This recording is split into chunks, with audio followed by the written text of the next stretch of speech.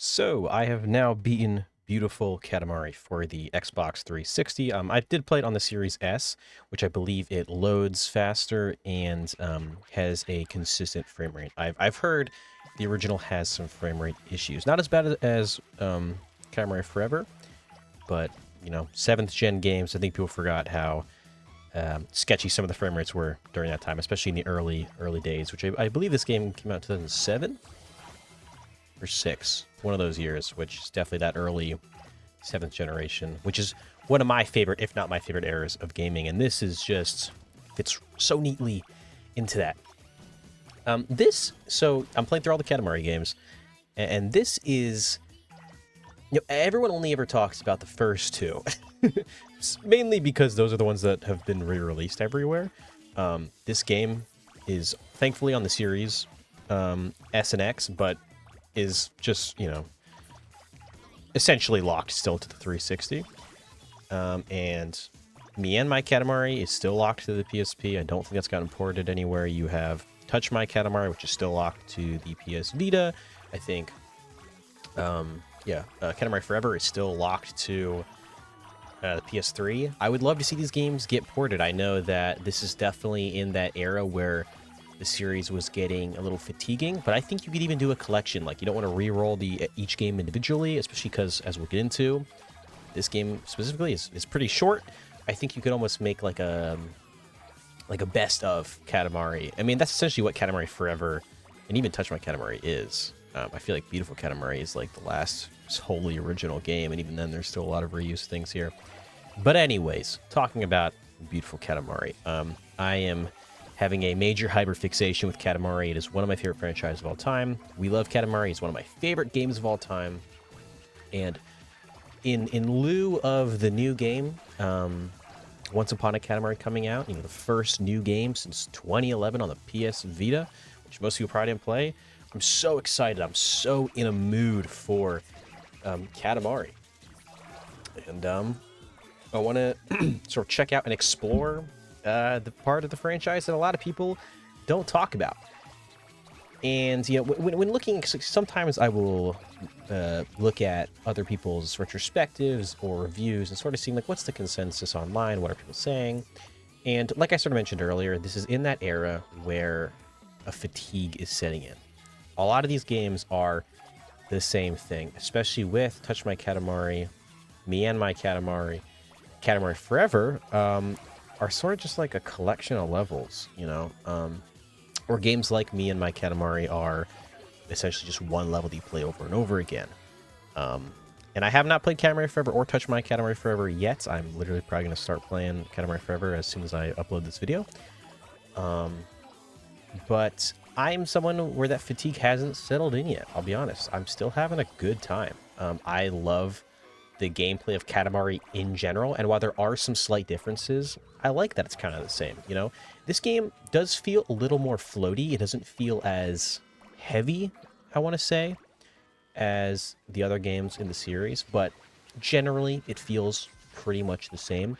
I would say there is I've played pretty much all these games on an Xbox controller. I know some people have an issue with doing like the dash move with the off-center sticks or whatever. I don't know how you say that, like the sticks not being parallel. I didn't really have an issue with that. This game is weird to me because it is sort of the last classic Katamari game, if that makes sense. Because Katamari Forever has this sort of weird cel-shaded look, and they, for the reroll series, sort of, not entirely, but almost sort of have a newer art style. If you look at the Prince, for example, he's like skinnier and such. And while I don't hate that by any means, I do like how the princes in the older games are like more chubby and cuter. I like how they have those like squinted little eyes. Like, I don't know, I like that. So seeing that style in HD, with this game is really cool. And I think at least in this era that we're in now, where reroll is how most people are experiencing the franchise, I think it sort of lets this game stand out a little bit. And I really liked it. I still think that, like, I've yet to play Katamari Forever, so I'm not sure how I feel about, like, that art style, for example. But I really do love how, Once Upon a Katamari is seemingly looking. It sort of just looks like We Love Katamari reroll, which I think is a beautiful looking game. And yeah, essentially, you know, when talking about these games, it's hard to talk about it without sort of talking about how there's not really a whole lot new here. But I think, which I think for the time, I think this game launched like $40. It's kind of crazy. And there's only like 3 hours of content in this game. I think I beat it in around 4, maybe 5 hours.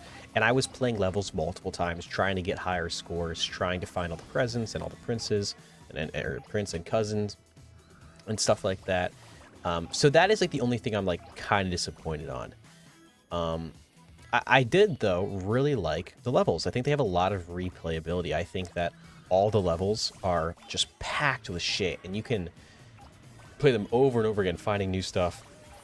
I think by the end of my playthrough, I had my collection at 80%. I had most of the cousins and stuff like that, but I could have easily spent another couple hours. I mean, I don't know, a couple hours, probably like 2 hours, probably, right? Trying to find everything else and stuff like that. But I had a good time. The levels are very nice. This might have some of my favorite level designs in the whole series. Obviously, I think We Love Katamari is still on top. I think those just have the best levels. They have the best gimmick stages and stuff like that. But I think this game is really great in that regard. Like, you know, there are plenty of levels where you're like, get a bunch of candy or get a bunch of expensive things like jewelry and stuff like that. And you're just like going through this house with just so much shit everywhere. And it's just so satisfying. It's like that little noise it makes when you pick stuff up. It's just going crazy. And it's almost like a feeling I will never get sick of. It's why I don't mind that these games are super repetitive. Which, on that note, I do like that, you know, it seems with Once Upon a Katamari, there's the multiplayer, there's like the abilities and stuff you can use. All of that looks really cool. So I am glad that they are at least in some ways changing stuff up. I'm sure once I beat Katamari Forever, once I beat Touch My Katamari, I will see what probably other people are talking about. But I also struggle to see really what they can do. I think in a lot of ways, this game relies on the level design. And I think that's probably how you spruce things up. Having interesting looking themes, having different gimmicks and stuff to pick up. Like, I think We Love Katamari is so loved because a lot of those gimmick stages, which I feel like in a lot of games I'm like skipping, in that game I love doing it. Even like in this game, there's like that level where it's like you have to get to a certain temperature, which is also in We Love Katamari, but they do it differently. And I don't like how they really do it in this game. So I think that that is definitely an area where we need to see some improvement. And also, like I mentioned before, game length. This game being only a couple hours, like it's even shorter than the first 2 games. That's the issue, which they aren't long games. And I think that's a good thing. Like, I think Katamari games should be like 5 hours. I think that's a perfect amount of time. And if you're just playing through each one of these levels once, you can beat this game in like 2 hours, maybe even less. Like, it's kind of crazy. Me and my Katamari took way longer than that. Like, I think that took me like around 5 hours to beat. And, hold up. Okay. That footage just ended. But like, you know, the original Katamari game is like 3 to 4 hours, and they all feel very well paced. I think also the issue is, like I just said, with pacing. So I don't want these games to be 10 hours, but it's really noticeable when there isn't a story or through line connecting all the levels. The first 2 Katamari games excelled in that wacky dialogue that you have in between each level with the king that, you know, makes you want to keep going. Like, what the fuck? Like in the first game, what the fuck is up with these like weird ass kids? This girl saying she feels the cosmos, and you know, you're getting shit on by your dad, and then like you're finding out your dad's like weird parental trauma that he's then inflicting onto you.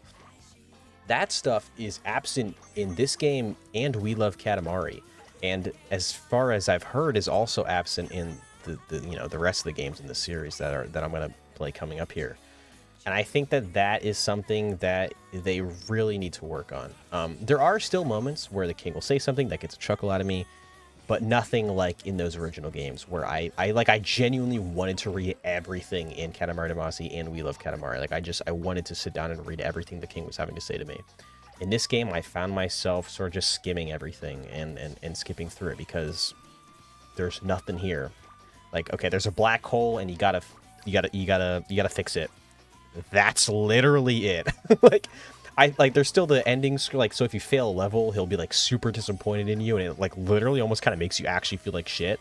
Like, that's still there and everything like that, but I think it's really lacking. Like, other than the game length, that is something where, like, they gotta fix that, man. Because while, yes, these games are wacky from a just general artistic standpoint, I think it is those in-betweens with the king and everything that really ties it all together. And without that, obviously the gameplay loop is still really fun. I think every Katamari game is at worst a 7 out of 10. Like, these games all for me are 8s or higher. Like, I think We Love Katamari is like a 10 out of 10 game, like, straight up. And I would say this game is probably like, you know, an 8.5. I think Me and My Katamari is maybe like an 8. Actually, that's the one I think is maybe like a 7, just because of the controls. But, like, you know, all these games are generally good. But I think what makes them stick with people are those little, you know, quirky story aspects, which I think is missing. So I really like this game. I really wish they would port it. I think that making it more accessible is what they need to focus on here. I don't think they ever will. I think with this game specifically, like, there's two, or maybe it's just one, but I think maybe there's two levels where, like, the map is just filled with Xbox 360s. So porting that to new gen consoles, you know, would maybe be weird. I mean, I'm sure they could go in and change it, but maybe that's more work than they're willing to put in. I don't know. Regardless, I want this game to be more accessible because all these games are pretty good. I know hardcore Katamari fans and a lot of people that make, you know, retrospectives on the whole series really dig into these later games. But at the end of the day, even without Takahashi, I think that's his name, the original developer, I think they still did a good job carrying on the spirit. Like I said, I just think they really need to focus on getting the story back to its former glory. But I don't want to end it on a bad note. One thing I really loved was the soundtrack. So Me and My Katamari was like... that game was made, I'm guaranteeing, like, a month. Like, I don't think is any original music. Like, I don't even think the main menu. Like, pretty much every Katamari game, even the ones that reuse most of the soundtracks, at least have, like, an original intro song. I don't even think that game does. I can't... And the fact that I can't even remember, I think, says something. This game... I think there are some returning tracks here, like a lot of the classics that, you know, people love. Like, I think Lonely Rolling Star is maybe even in this game and stuff like that. And while maybe some people get sick of those games or songs, I don't. Those are like some of the best songs in video games, in my opinion. But the original stuff that is here is really good. And I'm sad that not a lot of it is on Spotify. They did recently, I think last year or late last year, upload most of this, you know, most of the franchise's songs onto like Spotify and streaming platforms. But there are some songs here, like some of the best songs from this game aren't on there, and you have to go on YouTube and find some sort of like low quality rip. But a lot of the songs in this game, like this game's soundtrack is I don't even know how to describe it. I'm not like a music guy, but a lot of this game's soundtrack is like slightly different than what we see in the rest of the series. I think each game, at least like the first three, not counting Me and My Katamari. Like, I don't think Me and My Katamari is like a true sequel to We Love Katamari. I think that's what this game is. And like out of those three games, like they all sort of have a different vibe, and I really liked what this game, what this one is going for. I added a couple of them to the playlist on my main channel that you can actually go see, and stuff like that. So I really liked the soundtrack here. So yeah, I mean, other than that, it's a fucking Katamari game. Go figure. I'm really excited for Once Upon a Katamari comes out. I love this trend of $40, $50 video games. Like Mafia just came out and stuff like that, and we got some other stuff coming out later on, and I hope this continues that because I love Katamari, and I know the reroll games have done really well. They've done a very faithful job at bringing those games back and expanding them to a new audience, so I'm hopeful. This game is pretty good. If you have a Series S or a Series X and you like Katamari, I think it's worth a shot. I don't know if it ever goes on sale. I bought it for its normal price at like $20, which, like I said, for how short this game is a little disappointing, but it's all right. I think you should give it a shot.